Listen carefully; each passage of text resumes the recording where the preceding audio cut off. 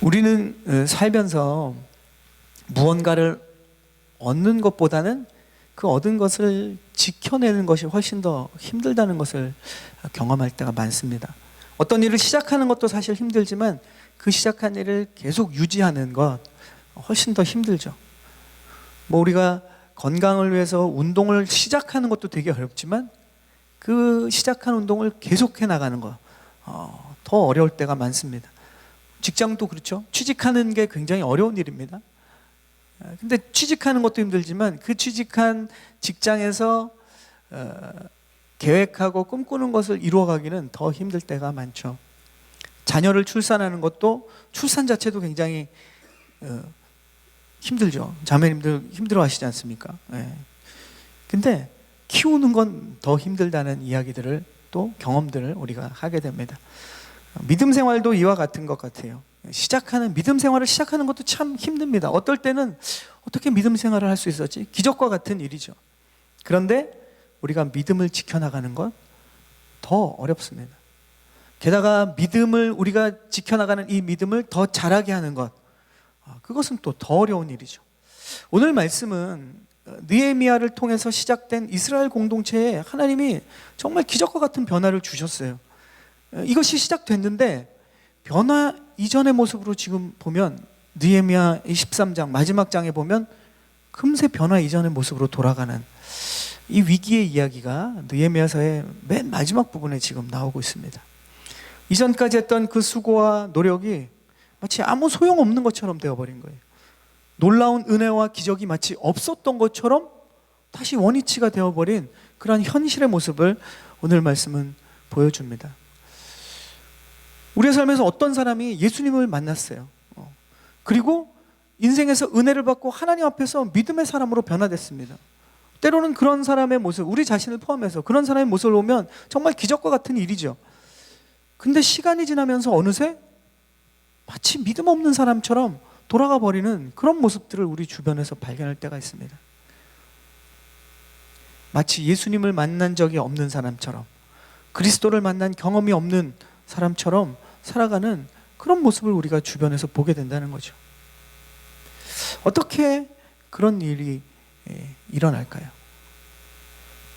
그 원인에 대한 이야기를 우리가 오늘 좀 말씀을 통해서, 느헤미야 말씀을 통해서 우리 자신과 혹은 또 우리 주변의 공동체에서 좀 살펴보기를 원하는데요. 우리가 먼저 느헤미야서를 몇 달간 우리가 계속 지금 1장부터 13장까지 쭉 보면서 우리의 삶과 우리가 속한 공동체들을 돌아보는 시간을 가졌죠. 오늘 마지막 말씀인데 우선은 먼저 느헤미야서를 간단하게 아주 짧은 시간에 총정리를 한번 해보겠습니다. 느헤미야는 우리가 아는 것처럼 제사장도 아니었어요. 그죠? 선지자도 아니었습니다. 그냥 세상의 정치인이었어요. 세상의 공무원이었어요. 그런데 행정관리였죠. 그런데 하나님께서 주신 자신의 그러한 위치와 전문성, 달란트를 사용해서 하나님의 꿈을 이루는데 가장 누구보다도 헌신한 사람, 가장 이 위기 속에서 가장 헌신했던 사람이 느헤미야입니다. 그리고 그는 지금 이 성경을 기록하고 있어요. 그는 위치적으로 영적 리더가 아니었지만 어떤 영적인 리더들보다 하나님의 비전에 관심이 있었어요. 그 시대에 수많은 영적 리더들이 보아야 할 것을 보지 못하고 행해야 될 것을 행하지 못할 때 느헤미야는 그것을 하고 있습니다. 하나님의 백성들과 그 공동체의 영적 회복에도 가장 관심이 있었던 사람이 그런 영적 리더들이 아니라 바로 느헤미야였다는 거죠. 또 느헤미야는 실질적으로 어떤 영적인 리더들보다도 더 하나님께 간절하게 기도했던 모습들이 느헤미야서에 기록되어 있습니다. 하나님께서 공동체에 원하시는 예배를 회복하고 하나님의 법을 지키고 회복하는 데에 가장 앞장선 사람이 누구냐? 요즘 가려서 쓰는 말이긴 하지만 평신도였다는 거예요. 이런 모습은 세상 가운데 살아가는 이 시대의 그리스도인인 우리 모두에게 시사하는 바가 아주 큽니다.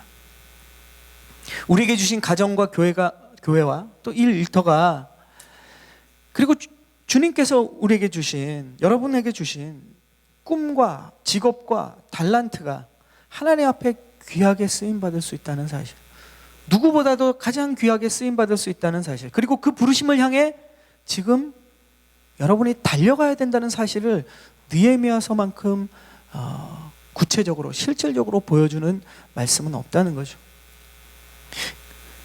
그리고 이 한편으로는 느헤미야서는 그 수많은 어려움과 난관이 있었지 않습니까? 이 짧은 시간이었지만 정말로 예상할 수 없는 어려움들이 계속 일어났었어요. 그러나 그 속에서 낙심하고 포기하는 것이 아니라 오히려 그런 공동체 사람들을 격려하고 내가 속해 있는 그 사람들에게 힘을 주고 승리를 얻을 수 있는 그것을 위해서 도왔던 사람이 바로 느헤미야죠.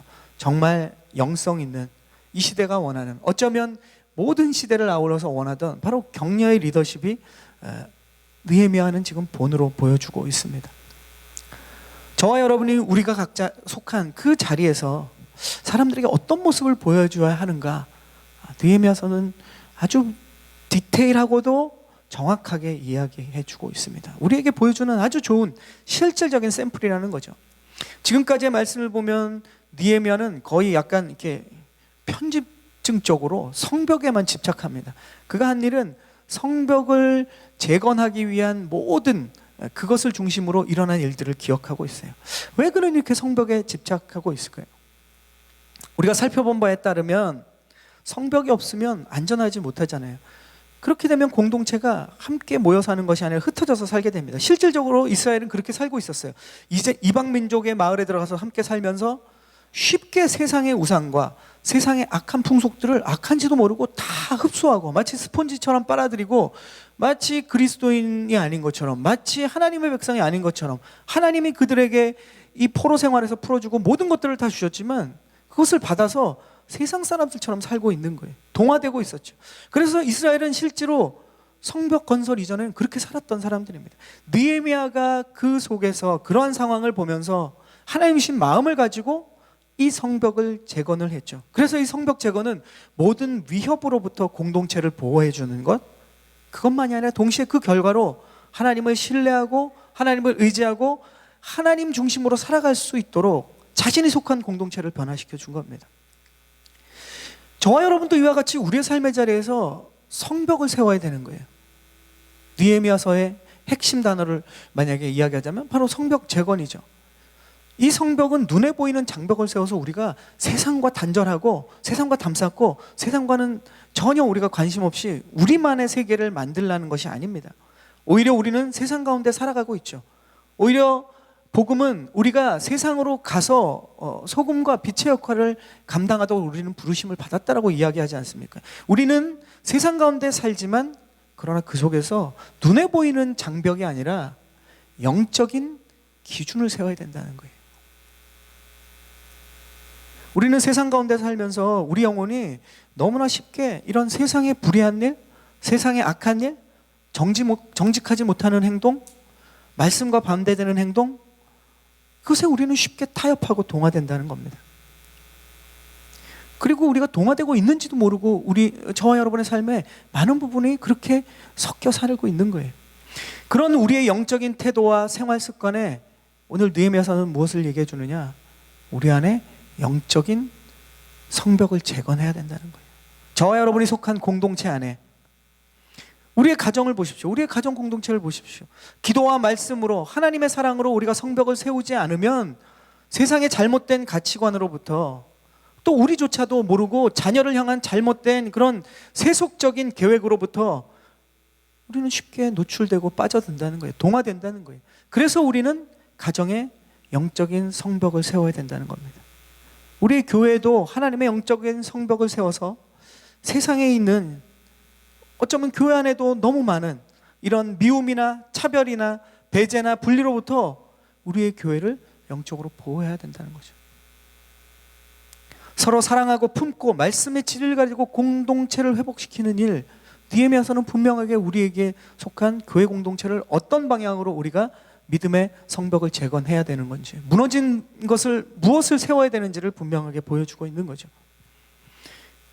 여러분의 일터에서도 마찬가지입니다. 하나님의 영적인 성벽을 세워야 되는 거예요. 세상의 약육강식의 이 방법과 남들을 무너뜨리고 밟아 누르고 성공하는 이 성공으로부터 우리의 일터를 보호하는 성벽 재건이 우리 일터에서 필요하다는 겁니다. 그래서 서로 상생하고 같이 살고 또 다른 사람을 살리는 일터로 변화시켜야 된다는 거죠. 참 말은 쉽죠. 어려운 문제입니다. 끊임없이 고민하는 문제예요. 저희가 매주 순장님들과 또 리더십들과 금요일 밤에 이제 우리가 순모임도 준비하지만 이러한 진지한 나눔들을 합니다. 지난 금요 모임에서도 교회 리더십들과 이 부분에 대한 나눔이 좀 길게 있었어요. 일터에서 말씀대로 사는 것, 일터에서 말씀대로 때로는 다른 사람들에게 양보하는 것, 자기만 아는 것이 아니라 자기 성공만 보는 것이 아니라 서로 나눠주는 방식으로 사는 것. 그런데 문제는 뭐냐? 그렇게 살면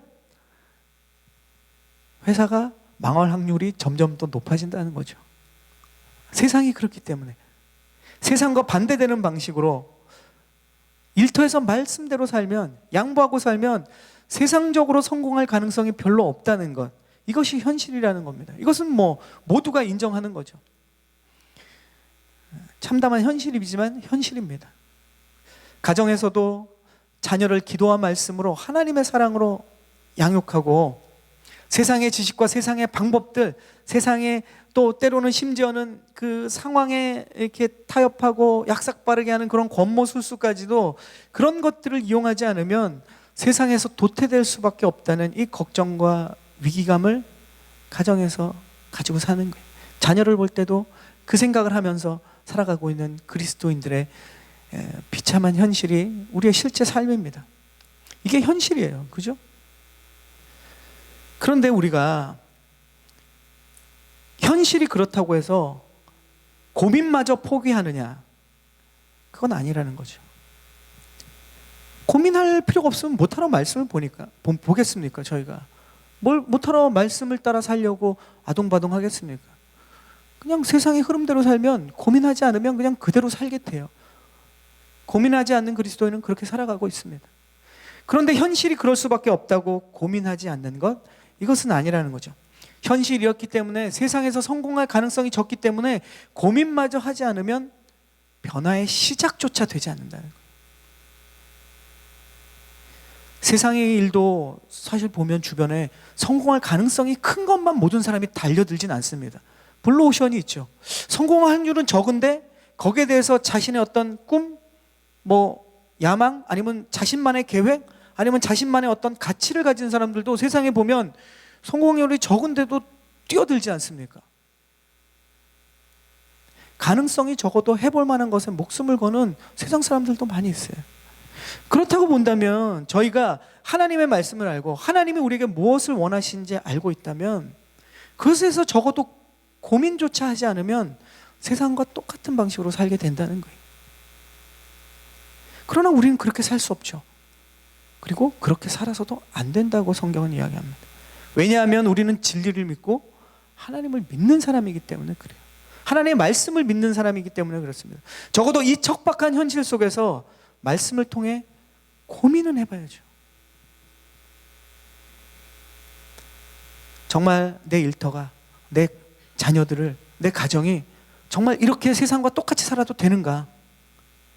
하나님 말씀대로 살고 싶은데 그렇게 살면 세상적인 성공할 확률이 적은데 그렇다고 이것을 그냥 포기할 건가? 고민하게 되면 기도하게 됩니다. 그러면 가정을 위해서 기도가 절로 나올 수밖에 없어요. 일터를 위해서 기도가 절로 나올 수밖에 없다는 거죠. 기도 속에서 하나님의 지혜를 구하면서 나아가게 되면 우리는 진짜 하나님의 도우심을 그제서야 경험할 수 있다는 거예요. 그런데 많은 부분 우리는 그 고민조차 하지 않는 거죠. 세상이 다 그런데 고민해봤자 결과가 나오지 않을 텐데, 그럴 확률이 99%인데 이게 우리의 어쩌면 그리스도인들의 우리 속에 자리 잡고 있는 경험, 또는 우리의 주변의 그리스도인들을 보면서 우리가 스스로 가지고 있는 패배의식인지도 몰라요. 그럼 목사님 답이 있느냐? 우리 리더십 모임 때 답은 없어요. 그러나 날마다 이 말씀을 붙잡고 고민하는 사람들에게 하나님이 그 사람들을 통해서 변화를 이루신다는 건 분명합니다. 성경 안에도 수많은 하나님의 백성들이 고민하지 않았어요. 그런데 고민한 사람들은 그 고민을 통해서 하나님이 역사하시는 무언가를 다 얻었다는 거죠. 말씀이 저와 여러분의 현실에 부딪히는 고민이 저와 여러분의 삶에서 일어나기를 축복합니다. 아멘. 말씀이 우리의 익숙한 세상 사람들과 똑같은 생활에 고민을 던지는 진정한 불이 되기를 축복합니다. 그래야 우리는 변화가 일어나는 거예요. 우리가 지금 계시록을 큐티하고 계속하고 있지 않습니까? 사도 요한에게 그 천사가 와서 이 말씀을 먹으라 그랬을 때 이상한 경험을 하게 되죠. 요한이 책을 받아 먹었어요. 근데 먹을 때 입에선 굉장히 달았어요. 뱃속에선 썼습니다. 그 말씀이 무슨 균이 있어서 그렇습니까? 먹을 때는 달아요. 왜냐? 좋은 말씀이라는 걸 아니까. 내게 축복이 되는 말씀이라는 걸 아니까. 하나님의 생명의 말씀이라는 걸 알죠. 그러니까 먹을 때는 달아요. 그런데 뱃속으로 들어가니까 쓴 거예요. 내 몸속으로 들어가서 내 삶에 체화되는, 내 삶에서 살아내려고 하니까 쓴 거예요. 우리가 말씀 들으면 하나님의 말씀 진리의 말씀이다, 좋은 말씀이다, 들으면 그 말씀대로 살면 축복된 말씀이다, 좋죠. 그거 싫어하는 사람이 어디 있어요? 달죠. 그런데 그 말씀대로 살아나갈 때 우리는 현실의 벽에 부딪히면서 이 말씀이 쓰다는 것을 체험하게 되는 거죠. 그리고 계시록에 그 많은 그리스도인들이 겪는 것처럼 세상과의 이 다툼과 애씀 속에서 고통을 받기 시작하는 거죠. 그것이 그리스도인의 고난이지 않습니까? 저와 여러분이 말씀을 사랑해서 듣기 원하고, 또 주일에도, 또 큐티 말씀도 정말 꿀송이처럼 달기를 바랍니다. 그러나 뿐만 아니라 이 말씀을 실천하기 위해서, 저와 여러분이 이 말씀을 우리의 삶의 자리에서 살아내기 위해서 고민하고 하나님의 지혜를 구하고 애를 쓴다는 건 벌써 쓴 거예요. 그죠? 그러한 생활이 우리 안에서 일어나기를 기대합니다. 느헤미야서 전체를 보다 보면 이스라엘 백성들이 지금 성벽을 건설하고 백성들과 함께 모여 건강한 공동체를 이루고 예배하는 사건들이 막 나와요. 아주 좋은 사건이죠. 이스라엘 백성들이 출애굽 사건과 굉장히 비슷합니다. 이스라엘 백성들이 출애굽할 때 이집트의 노예에서 살다가 하나님의 구원을 받았잖아요. 그래서 노예에서 해방됐어요. 그리고 광야로 나가서 하나님의, 우리 지난 큐티의 말씀드렸죠. 레위기 말씀대로 순종해서 성막을 짓고 절기를 지키고 하나님 앞에 예배를 했지 않습니까? 그런데 느헤미야서 중간에 그 이야기가 나오죠. 느헤미야와 이 이스라엘 백성들 똑같았어요. 바벨론의 포로로 잡혀갔다가 하나님께서 그들에게 은혜를 베푸셔서 이제 포로에서 해방이 됐지 않습니까? 자기의 고향 땅으로 돌아와서 하나님 주신 땅도 되찾아왔고, 그리고 자유인으로서 하나님 앞에 지금 성벽도 재건하고 봉헌식을 통해서 하나님께 예배하는 자로 살겠다, 하나님 말씀을 지키는 자로 살겠다고 약속을 했습니다. 이스라엘은 하나님 앞에서 말씀을 따라 예배하면서 거룩한 삶을 살기로 약속했고, 가정에서 하나님을 믿는 믿음의 가정을 만들 것도 약속했죠. 그리고 자신들의 이 일터의 주인이 하나님이시고 하나님이 돌보신다는 것을 믿는 믿음의 고백, 그 안식일도 지켰습니다.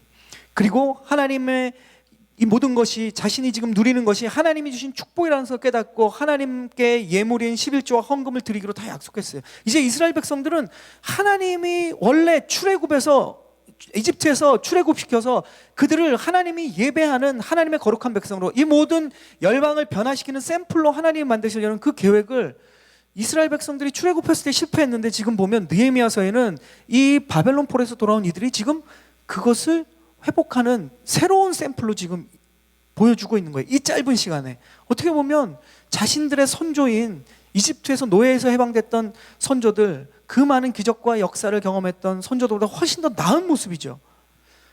느헤미야의 헌신과 지도를 통해서 한 사람의 시작이었지만 백성들의 믿음과 생활에 전체적인 변화가 순식간에 52일 만에 일어난 거예요.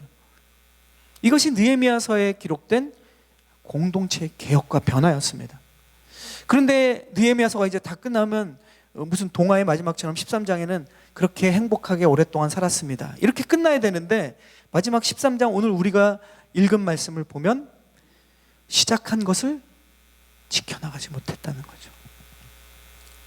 정말 어렵게 시작된 놀라운 개혁과 회복이 지속되지 못하는 안타까운 모습입니다.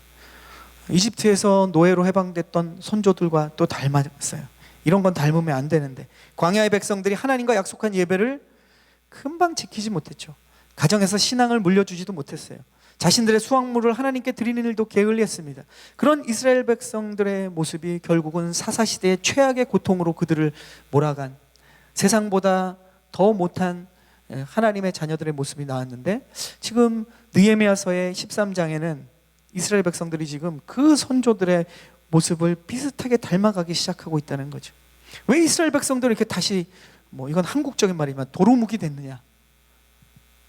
그렇게 힘들게 성벽을 쌓고 공동체가 하나님 앞에 놀라운 기적적으로 회복이 됐는데, 이 좋은 기회를 지속하지 못하고 왜 이렇게 쉽게 무너져 버렸는가? 그 이유가 오늘 말씀에 나옵니다. 우리 6절 말씀과 7절 말씀을 함께 읽어볼까요? 우리 6절 말씀, 7절 말씀 시작. 그러나 이 모든 일이 잘 진행되고 있을 때 나는 예루살렘에 없었습니다. 바벨론 왕 아닥사스다 32년에 내가 왕에게 갔다가 며칠 후에 왕의 허락을 받고 다시 예루살렘으로 돌아왔던 것입니다.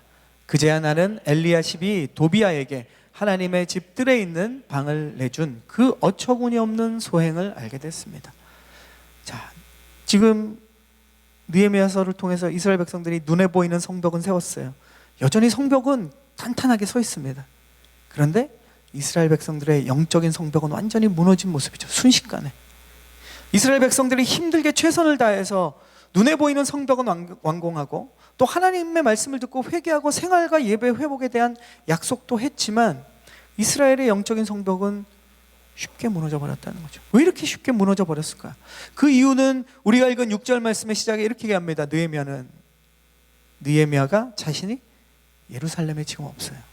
이 모든 놀라운 기적의 주인공이었던 이 믿음의 사람은 사실 우리가 아는 것처럼 총독으로 잠시 이스라엘에 파견돼 왔어요. 그의 소속은 아닥사스다 왕의 술관원, 그의 밑에 행정관리, 그의 밑에 아주 보좌를 해야 되는 유능한 관리였던 거죠.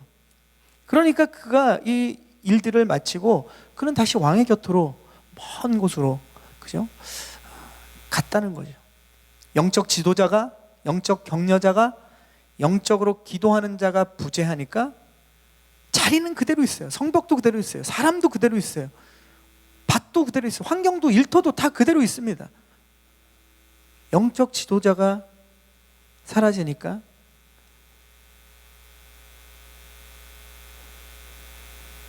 이런 모습이 일어나는 거죠. 나쁜 효과가 금방 나타나는 겁니다. 여러분, 그래서 지난번에 잠깐 말씀드린 한 사람이 되게 중요한 거예요. 가정에도 모두가 다 믿음이 좋은 사람이 살면 되게 좋겠지만, 믿음이 좋은 한 사람이 그 가정을 지켜낸다는 거예요. 그 사람이 영적 파수꾼이라는 거예요. 일터에도 많은 크리스찬들이 있어서 같이 막 으쌰으쌰 신앙으로 일터를 가꾸면 참 좋겠지만, 그러나 많은 사람이 있지 않다는 거예요. 중요한 건 영적 파수꾼이 그곳에 있으면 그 공동체는 변화된다는 겁니다. 교회도 마찬가지예요. 많은 분들이 예배를 드리지만 정말로 기도하고 영적으로 깨어있는 사람, 많은 분들이 예배를 드리지만 섬기는 사람들, 하나님의 부르심에 이 교회 공동체를 통해서 하나님의 일을, 하나님이 하실 일을 기대하는 사람, 그 사람들이 깨어있으면 그 교회는 안전하다는 거예요. 저와 여러분은 하나님께서 이 말씀을 주시는 것은 우리가 그 파수꾼으로 서기를 주님은 기다리시고 우리를 부르신다는 거예요. 여러분이 가정의 파수꾼입니다. 부모님이 3대, 4대 쭉 믿고 지금도 기도하고 계시기 때문에 그분이 우리 가정의 파수꾼이다. 물론 예전에는 그랬겠죠. 그러나 여러분이 영적인 파수꾼이 되어야 되는 거예요. 언제까지 그분이 느헤미야처럼 계속 영적인 파수꾼으로 설 수 있겠습니까? 저와 여러분이 교회의 파수꾼인 거예요. 저와 여러분이 일터의 파수꾼인 겁니다. 하나님께서 우리를 지키는 자로 부르셨는데 그 영적인 부르심에 우리가 응답하지 못하면, 우리가 부재하고 있다면 우리가 속한 공동체는 이렇게 느헤미야서에서 보여주는 것처럼 너무 쉽게 무너진다는 거예요. 세우기는 너무 어렵지만 무너지는 건 한순간입니다. 내가 속한 공동체가 무너지면 우리가 발을 딛고 서 있는 그곳이 무너지기 때문에 결국 저와 여러분도 무너지는 거예요. 나는 영적으로 무장하고 있으면 돼. 우리 가정이 영적으로 무너지면 나의 영적인 것도 무너지는 겁니다. 아무리 힘들게 세웠을지라도 무너지는 것은 한순간이라는 거죠. 나의 기도가 게을러지고 말씀을 묵상하고 실천하는 것이 게을러지면 나쁜 효과는 이렇게 금방 나타나요. 참 어떻게 보면 억울하죠. 지속하고 유지하는 게 이렇게 어려운데 조금만 쉬었다고 금방 우리의 영적인 부분이 무너진다는 것. 왜냐하면 저와 여러분이 세상 속에 살고 있어서 그래요. 우리가 집단 생활을 하고 믿는 사람끼리 모여서 공동체를 이루면, 그리고 모든 24시간 생활이 공동체 생활이면 영적으로 쉽게 무너지진 않겠죠. 그러나 하나님은 우리를 세상으로 보내셨어요. 우리는 세상 가운데 살기 때문에, 세상 속에 살고 있기 때문에 세상의 영향력을 사실 하늘의 영향력보다 훨씬 더 우리가 빨아들이기 쉬워요. 그리고 또 우리 안에 탐욕과 죄가 있기 때문에 더 잘 빨아들입니다. 이런 세상의 영향력 아래서 저와 여러분이 하나님의 영적인 파수꾼으로 공동체를 세울 뿐만 아니라 그들을 지켜내는 사람들이 되기를 주님은 계획하고 계신 거예요. 지금 느헤미야가 예루살렘을 떠나고 나니까 곧바로 지금 엘리야십이라는 사람이 도비아에게 성전반을 내줍니다. 엘리야십은 제사장이에요. 영적인, 그때 누가 봐도 이 사람은 영적인 리더예요. 성전을 지키고 관리하는 책임자예요. 도비아는 누굽니까? 암몬 사람이죠. 암몬 사람의 리더예요.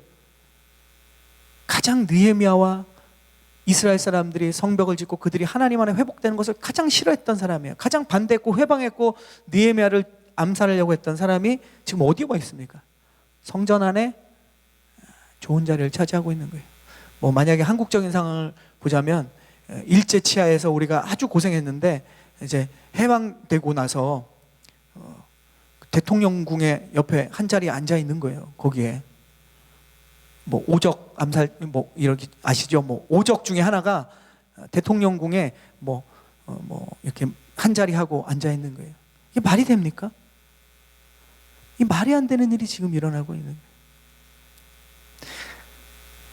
제사장 엘리야십은 지금 암몬 사람 도비아에게 성전의 방을 내줘요. 렌트가 아닙니다. 공짜로 내줘요. 왜 그러느냐? 엘리야십과 도비아는 사돈 관계거든요. 같이 잘 먹고 잘 살아야 될 사람들이거든요. 엘리야십은 어쩌면 느헤미야가 이런 개혁들에 대해서 그렇게 좋아하지 않았는지도 모릅니다. 그 내용은 나오진 않지만 지금 하는 모습을 보면 그럴 수도 있겠다라는 생각이 들죠. 원래 이 자리는 어떤 자리인데 지금 도비아가 지금 그 방에 앉아 있느냐? 그 도비아를 쫓아내고 느헤미야가 다시 그 방을 정결하게 하고 원래대로 채운, 회복시킨 걸 보면 이 방이 어떤 용도로 사용되어 있는지를 나옵니다. 앞부분에도 잠깐 언급됐지만 8절과 9절에 그 이야기가 나와요. 우리 마지막으로 8절 9절 말씀을 함께 읽어보겠습니다. 8절 9절 시작. 나는 너무 화가 나서 도비아의 모든 살림살이를 밖으로 내던지고는 그 방을 정결하게 하라고 명령을 내리고 나서 하나님의 집의 기구들과 곡식 제물과 유향을 그 방에 다시 들여놓았습니다. 자, 그 성전의 원래 방이 무슨 방이냐? 성전의 기구들. 성전의 기구는 뭡니까? 성전의 제일 중요한 것들이에요. 또 뭘 넣었습니까? 곡식 제물과 성전의 제일 중요한 거죠. 유향. 성전의 정말로 예배 제사에 중요한 거죠. 이것을 들여놓는 곳을 다 비워놓고 누굴 집어넣느냐? 암몬 사람 도비아가 먹고 자고 놀고 하도록 놀이터를 만들어 준 거예요. 성전의 기구들은 하나님을 예배하는데 꼭 필요한 도구들입니다. 곡식 제물은 뭡니까? 하나님께서 백성들에게 주신 삶의 축복들을 대한 감사로 하나님 앞에 드려서 그것을 통해서 하나님 앞에 예배하는 아주 중요한 것이죠. 유향은 뭡니까? 레위기에 보면 하나님께서 소제를 드릴 때 이 유향을 섞어서 넣었어요. 왜냐? 유향은 향기가 굉장히 강한 거죠. 지금으로 얘기하면 향기 나는 올리브유와 같은 기름입니다. 유향은 결국 제물을 향기함께 하나님께 드리기 위한데 결국은 이것은 뭐냐? 우리의 삶이 향기 나는 삶으로, 그리스도의 향기 나는 삶으로 살겠다는 고백을 그 제사 안에 드리기 위해서 소제와 함께 넣어서 드렸던 거예요. 그러니까 이런 헌신의 의미예요. 이런 모든 가장 소중한 것들, 하나님과의 관계, 하나님과 예배하는 데서 제일 중요한 것들을 다 빼버리고 거기다 뭘 집어넣느냐? 세상에 가장 더러운 것을 집어넣었다는 거예요. 이거를 느헤미야가 보니까 황당한 거죠. 어이가 없는 거죠. 기가 찬 거죠. 그런데 뭐 엘리야십은 뭐 아무 생각이 없고 자기 욕심 때문에 이스라엘 백성들도 누구도 이것에 대해서 컨트롤하지 못했다는 거예요. 저와 여러분의 삶의 자리에 스물스물 기어 들어오는 것들이 있다는 거예요. 이런 더러운 것들이.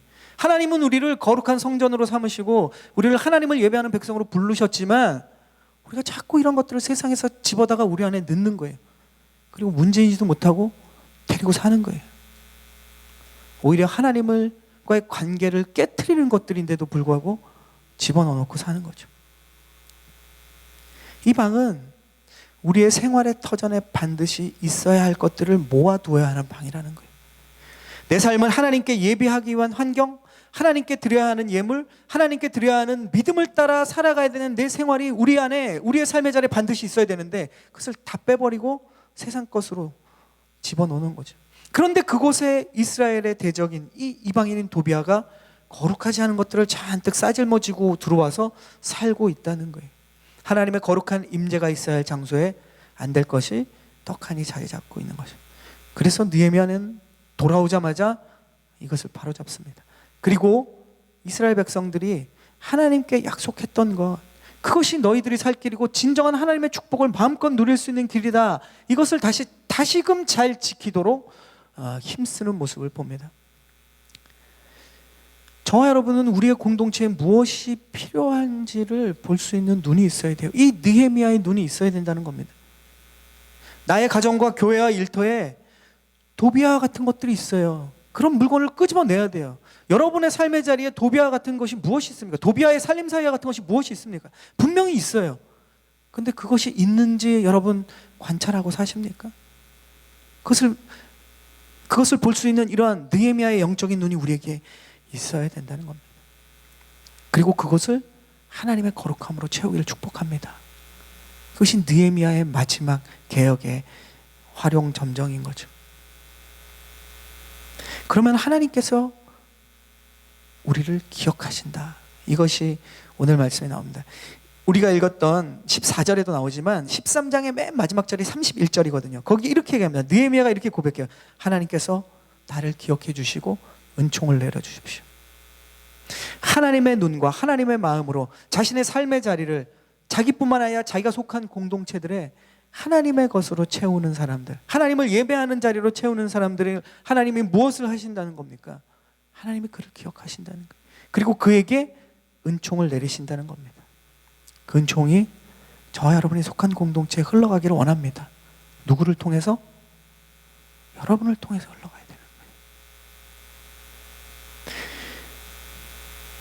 우리 서로에게 이 느헤미야서를 마무리하면서 서로에게 좀 이렇게 고백하고 우리 마무리하겠습니다. 당신이 느헤미야입니다. 서로 안 되려고 쳐다보시는데, 네, 다시 한번 다른 분들을 보시면서 당신이 느헤미야입니다. 아멘. 맞아요. 여러분이 가정 공동체의 느헤미야가 되는 겁니다. 여러분이 산타모니카 온누리 공동체의 느헤미야가 돼야 되는 거예요. 여러분이 속한 일터의 느헤미야가 돼야 되는 거예요. 누가 느헤미야가 될 것인가를 찾지 말고 주님은 저와 여러분을 그러한 사람으로 부릅니다. 우리의 삶의 자리에 이러한 하나님의 놀라운 역사들이 회복되어지고, 혹시나 또 우리의 삶을 돌아보면서 우리의 삶의 도비아가 가지고 온 이러한 살림살이들이 우리의 삶의 자리에, 또 우리의 자녀들의, 우리의 가정에, 우리의 일터에 있는 것이 믿음의 눈으로 보고 그것들을 하나님 앞에 거룩함으로 변화시키는 그러한 놀라운 축복과 은총의 주인들이 되기를 주님의 이름으로 축원합니다. 아멘.